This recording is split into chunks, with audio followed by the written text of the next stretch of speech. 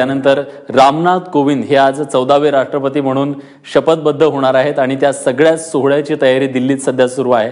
थोड्याच वेळापूर्वी त्यांनी राजघाटावरती जाऊन बापूंना आदरांजली वाहिली। या सगळ्या संदर्भात अधिक माहिती देण्यासाठी प्रशांत कदम आपले दिल्लीचे प्रतिनिधी आता आपल्यासोबत आहेत।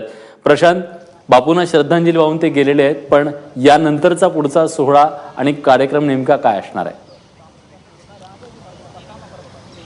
विलास, खरं तर आजपासून घटनात्मकरित्या देशामध्ये मोदी राज सुरू झालेला आहे असं म्हणायला हरकत नाही।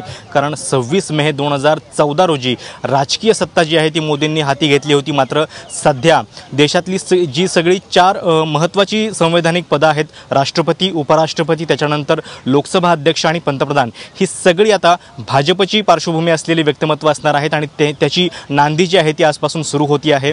14वे राष्ट्रपती म्हणून रामनाथ कोविंद हे आज शपथ घेतील। 12:15 वाजता संसदेच्या सेंट्रल हॉलमध्ये दोन्ही सदनातल्या खासदारांच्या उपस्थितीमध्ये ते शपथ घेतील आणि यावेळी अनेक राज्यांचे मुख्यमंत्री, त्याच्यानंतर लष्कराचे बडे अधिकारी आणि इतर कायदेतज्ञ जे आहेत ते देखील उपस्थित असण्याची शक्यता आहे। 12:15 वाजता हा सोहळा जो आहे तो सुरू होणार आहे, पण त्याच्या आधी 10:30 वाजता त्यांनी राजघाटावरती जाऊन महात्मा गांधींच्या स्मृतींना अभिवादन केलेलं आहे आणि त्याच्यानंतर खरं तर एक वेगळी पद्धत जी आहे, जी अगदी ब्रिटिशांच्यापासून चालत आलेली आहे, ते म्हणजे सध्या त्यांचं जे तात्पुरतं निवासस्थान आहे 10 अकबर रोड या ठिकाणी एक शाही बग्गी त्यांना रिसीव्ह करायला येते आणि तिथून मग ते राष्ट्रपती भवनामध्ये पोहोचतात।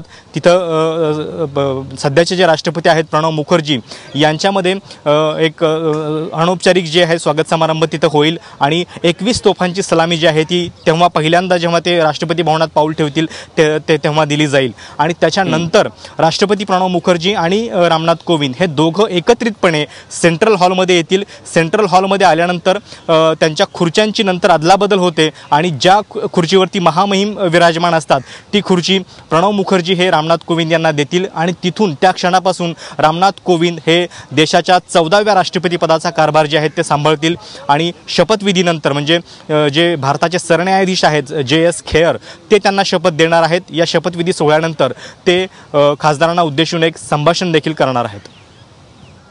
नक्कीच, तेव्हा या सगळ्या संदर्भातली जी अपडेट असतील त्या तुमच्याकडून घेत राहू। या सगळ्या सोहळ्यावरती आमची नजर असणार आहे। धन्यवाद तुम्ही दिलेल्या सगळ्या सविस्तर माहितीबद्दल।